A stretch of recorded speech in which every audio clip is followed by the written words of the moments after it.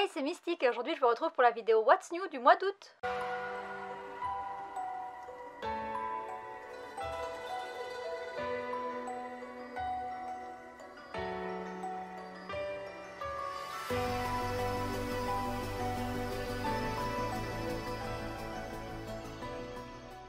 Qui dit nouveau mois dit nouvelle vidéo What's New pour vous parler des nouveautés qui m'intéressent, et le mois d'août est moins chargé que les autres mois de l'année puisque c'est les vacances, donc du coup ce mois-ci je vais vous parler seulement de 13 titres, c'est quand même pas mal, mais j'en ai répertorié beaucoup parce que je me suis dit qu'il y avait moins de sorties que d'habitude, donc autant vous en présenter un maximum. Après je vais pas vous parler de tout ce qui sort, il y a des choses qui m'intéressent pas du tout, donc je vous parle uniquement de ce qui m'intéresse, et puis parmi les 13 il y en a deux que j'ai déjà présentés et deux qui m'intéressent plus ou moins, c'est les deux derniers que je vais vous présenter, je suis pas sûre de les prendre, mais je me suis dit que comme il n'y avait pas beaucoup de sorties, autant vous présenter un maximum de choses. Et je commence sans plus tarder avec les deux titres dont j'ai déjà parlé dans ma précédente vidéo What's New, c'était deux titres de chez Meian, il y a Balzar, La guerre dans le sang et George Moongan, je suis toujours pas sûre de comment ça se prononce, et du coup le lien sera dans le petit et dans la barre d'infos, je vous laisserai aller voir la précédente vidéo pour savoir de quoi ça parle parce que je vais pas les représenter ici. Et je passe aux titres qui sont plus ou moins des suites de séries que je fais déjà, et je commence avec La lettre de Norman qui va être publiée chez Kazé. C'est un light novel et c'est un spin-off de la série The Promised Neverland. Pour ceux qui ne connaissent pas du tout la série principale, j'ai fait une vidéo dessus, donc n'hésitez pas à aller la voir si vous avez envie d'en savoir plus.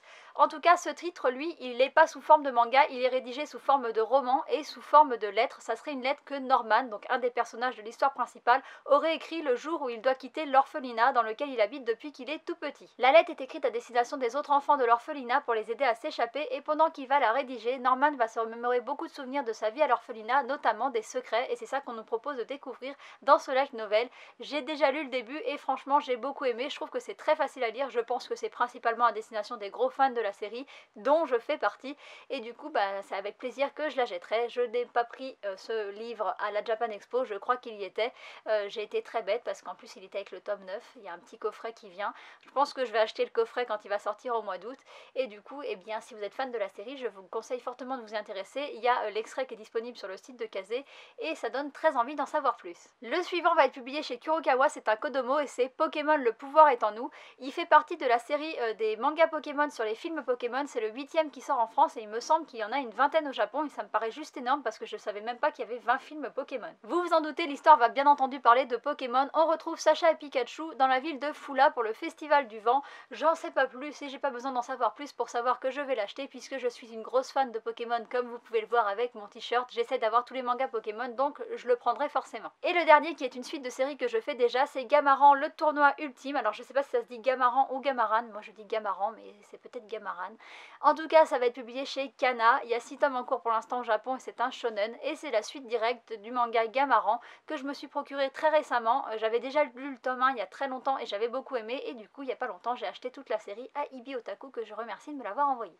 L'histoire de base, c'est l'histoire d'un adolescent de 14 ans qui va devoir affronter les meilleurs maîtres en arts martiaux, et du coup dans cette suite ça se passe 2 ans après la fin du premier arc et il y a de nouveau un tournoi avec les 100 meilleurs maîtres. Et du coup je vais quand même attendre d'avoir lu la première série pour savoir si j'ai bien aimé, et si vous avez déjà lu cette suite, n'hésitez pas à me le dire en commentaire si elle est aussi bien que la précédente série, parce que je la prendrai pas si vous me dites qu'elle est complètement nulle. Mais je la marque quand même sur ma wishlist parce que c'est quand même une suite de série, donc si j'ai bien aimé le début et que vous me dites qu'elle est bien, eh bien je prendrai la suite. Le manga suivant dont je vais vous parler aujourd'hui, c'est Strange Fruit et je l'ai déjà lu. C'est une série qui va être publiée chez Doki Doki. Il y a 3 tomes, elle est terminée et c'est un seinen. Ce manga nous raconte l'histoire de Tsubaki, une jeune fille qui revient vivre dans la ville où elle a grandi après de nombreuses années d'absence. Elle va être très heureuse de retrouver ses amis d'enfance, mais elle va très vite se rendre compte que la ville a beaucoup changé et qu'une atmosphère étrange semble y régner. D'ailleurs, il n'y a pas que la ville qui semble avoir changé, ses amis ont elles aussi changé et elle va être forcée d'admettre qu'elle-même a beaucoup changé depuis toutes ces années. Elle a beaucoup changé, d'autant plus depuis qu'elle fait des horribles cauchemars chaque nuit qui semblent ressembler à d'étranges souvenirs.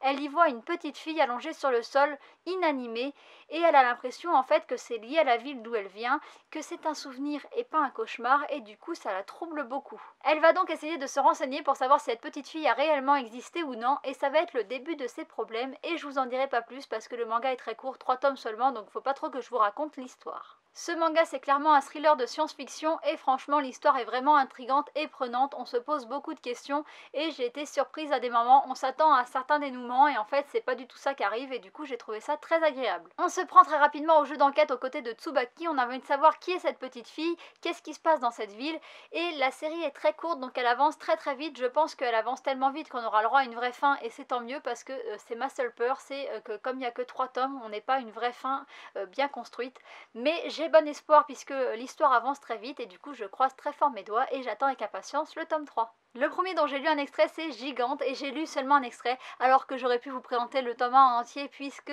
il était disponible à la Japan Expo et que comme une andouille j'ai oublié de l'acheter, mais du coup je vous parlerai seulement de l'extrait que j'ai lu. Donc c'est publié chez Kiyun, il y a 3 tomes en cours et c'est par l'auteur de Gantz et de Lastiro Inuyashiki, 2 séries que j'ai beaucoup aimées et du coup forcément celui-ci je vais l'acheter, en plus j'ai bien aimé l'extrait. Le personnage principal de ce manga s'appelle Rei, il est fils de producteur et lui aussi il rêve de suivre les traces de son père et de travailler dans cette industrie. Fasciné par le cinéma, c'est la seule chose qui le motive dans la vie, ça et son actrice préférée Papiko qui est actrice de films porno, donc autant vous dire que c'est une passion qu'il garde plutôt cachée et que personne ne sait qu'il est fan de cette actrice. Pour faire ses premiers pas dans le milieu, Rei a décidé de réaliser un film, mais malheureusement pour lui tout ne se passe pas comme il l'avait prévu puisque d'une part son père le menace de couper son budget parce qu'il n'a pas des assez bons résultats scolaires et puis la fille qu'il avait repérée pour faire l'actrice dans son film refuse en fait sa proposition à cause de son petit ami. Malgré cet enchaînement de mauvaises nouvelles, une lumière va venir éclairer son quotidien le jour où il va croiser par hasard son actrice préférée Papiko dans les rues de son quartier. On n'en sait pas plus avec le résumé et l'extrait, mais c'est quand même déjà très intriguant même si ça reste très ordinaire pour un titre de cet auteur puisque il n'y a pas encore pour l'instant de robots ou d'aliens ou de choses extraordinaires et je sais que ça va venir parce que c'est forcément comme ça avec cet auteur et donc j'attends avec impatience de voir comment ça va se passer. Et puis une petite raison supplémentaire de vouloir l'acheter, c'est que déjà dans l'extrait il y a une petite référence à Gantz, on nous parle d'une machine de pachinko Gantz et du coup je trouve ça génial de faire des références à ces anciennes œuvres et ça me donne encore plus envie d'en savoir plus. Le manga suivant a une très belle couverture mais ce n'est pas mon chouchou couverture du mois, ça s'appelle Shizako's Garden, ça va être publié chez Vega, c'est un one shot, c'est un seinen et c'est par l'auteur de Kid on the Slope que je n'ai pas lu mais qui est sur ma wishlist. Et ce manga nous raconte 5 petites histoires sur les Shizakos qui sont des petits êtres minuscules qui ont une forme humaine et qui habitent dans les jardins ou dans les forêts et qui sont perceptibles seulement par les personnes pures. Et donc moi l'histoire que j'ai lue c'est l'histoire d'une petite fille qui a un petit Shizakos dans son jardin et qui est la seule dans sa famille à le voir et du coup elle rentre souvent en conflit avec ses parents puisque elle leur raconte des choses sur son petit ami imaginaire, enfin, c'est ce que s'imaginent les parents alors que pour elle il existe et du coup j'en dis pas plus parce que comme c'est 5 histoires courtes je vais pas vous raconter la fin puisque ça vous gâcherait une des histoires mais c'est vraiment très bien fait, j'ai trouvé l'histoire vraiment très agréable à lire, les dessins sont très jolis et donc du coup je craquerai pour ce one shot, c'est sûr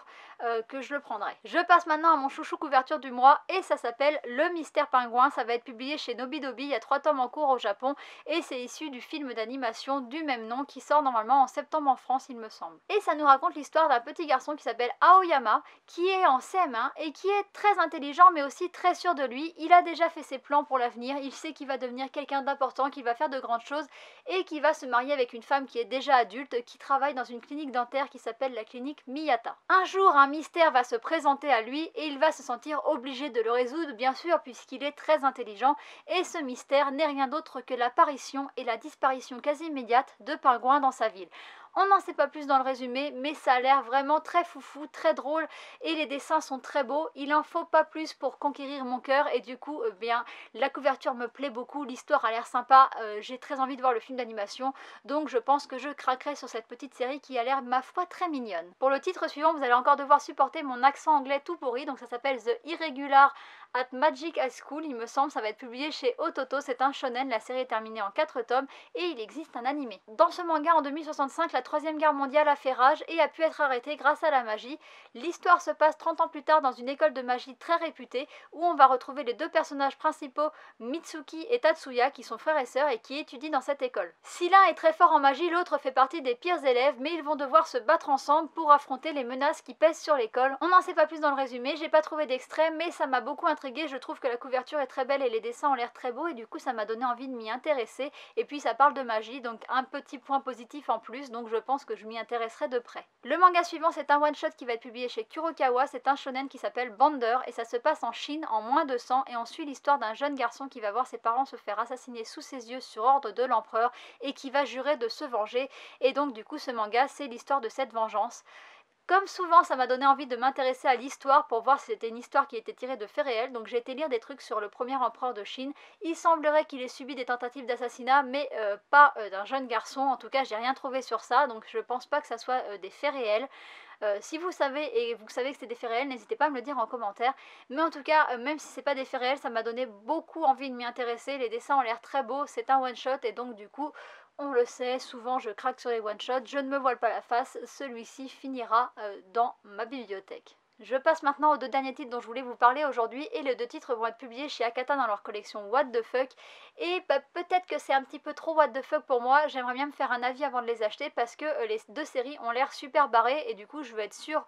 que ça me plaît avant de les acheter. La première série c'est un seinen, ça s'appelle Izumi et c'est terminé en 4 tomes il me semble et c'est par l'auteur de Saltiness pour ceux qui connaissent, alors moi je connais pas du tout mais comme c'est une série qui a bien marché il me semble, eh bien je vous le précise. Je n'ai pas trouvé d'extrait et franchement le résumé était super énigmatique. Ce que j'en ai compris, c'est qu'on va nous raconter la descente aux enfers de lycéens qui sont plus ou moins banals, mais qui ressentent un grand vide existentiel au fond d'eux, et du coup, ça va causer leur perte. Et c'est ce que j'ai compris. Je suis même pas sûre que ça va être ça l'histoire, donc c'est pour ça que lui, j'aimerais bien me faire un avis avant. Si ça parle vraiment de ça, ça va beaucoup m'intéresser, mais je suis quand même pas très sûre que ça parle de ça exactement, donc je vais feuilleter le tome 1 avant de m'y intéresser vraiment. Le deuxième s'appelle Freaks Café, il y a 5 tomes en cours, c'est un seinen et il est pour public averti, donc ça donne tout de suite le ton. Ce manga il nous raconte l'histoire du café Statis qui est tenu par un homme qui en plus d'être barman fait office de psychologue puisqu'il écoute sans jugement les fantasmes les plus fous de ses clients. On ne nous parle pas de fantasmes mignons que tout à chacun peut avoir, non, là le terme paraphilie est employé et du coup j'ai été voir ce que c'était parce que je ne connaissais pas ce mot et en fait c'est une classification en psychiatrie parce que parmi les paraphilies les plus connues il y a le fétichisme, le masochisme mais aussi la pédophilie et du coup si ce manga parle parfois de pédophilie, eh bien je n'ai pas envie de la voir, alors je ne sais pas du tout si ça va en parler, c'est pour ça que je pense que je vais feuilleter le manga avant de l'acheter pour voir de quoi ça parle, parce que ça peut être marrant si c'est des choses du genre fétichisme, masochisme, etc. Du moment que ça reste assez drôle et assez bien amené, mais si c'est vraiment des trucs gore, et franchement vous ferez attention à la pochette, à la couverture du tome 1, il y a des trucs dessus où on se doute qu'il va y avoir des trucs un petit peu gore, je vous dirai pas quoi parce que j'ai pas envie d'en parler, mais regardez la couverture qui est à côté de moi et on le voit tout de suite, donc du coup je pense que ça peut être un manga qui est très bizarre et en même temps qui peut être très drôle, donc je vais regarder de quoi ça parle, et si vous l'avez déjà lu ou si vous l'achetez et que vous le lisez, n'hésitez pas à me dire ce que vous en pensez en commentaire parce que je suis très curieuse de voir finalement de quoi ça parle,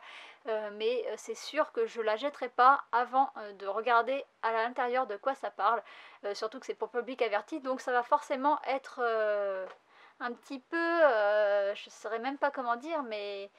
si c'est pour public averti, c'est pour public averti quoi. Je sais pas comment dire autrement, mais à mon avis, il va y avoir des trucs qui vont être dits de manière très crue quoi. Et donc comme le précédent, je réserve mon avis, j'attendrai de les avoir feuilletés pour savoir si j'ai envie de me les acheter. Et vous devrez attendre le mois de septembre pour le savoir, puisqu'il n'y aura pas d'haul manga au mois d'août, puisqu'il y aura mon haul sur le Japon, donc du coup vous verrez qu'en septembre si j'ai craqué ou pas, et vous aurez mon avis qu'en septembre, bien que je pense que j'en parlerai sûrement sur Instagram avant, et donc du coup je me répète, mais n'hésitez pas à aller me suivre sur Instagram. Oui, c'est l'instant autopromotion et d'ailleurs j'en profite aussi pour vous dire qu'il ne faut pas hésiter à vous abonner à ma chaîne, à partager à vos amis pour qu'on soit de plus en plus nombreux, voilà. Je le fais pas souvent, mais du coup, autant aller à fond dans l'autopromotion puisque c'est la fin de la vidéo et que j'ai plus rien à vous dire de toute manière, c'était le bon moment. J'espère que la vidéo vous aura plu, n'hésitez pas comme d'habitude à me dire en commentaire si vous avez repéré des choses ce mois-ci que moi j'ai pas repéré, ou même mettez-moi votre liste de choses que vous avez envie d'acheter, et puis je vous dis à bientôt pour une prochaine vidéo. Bye bye.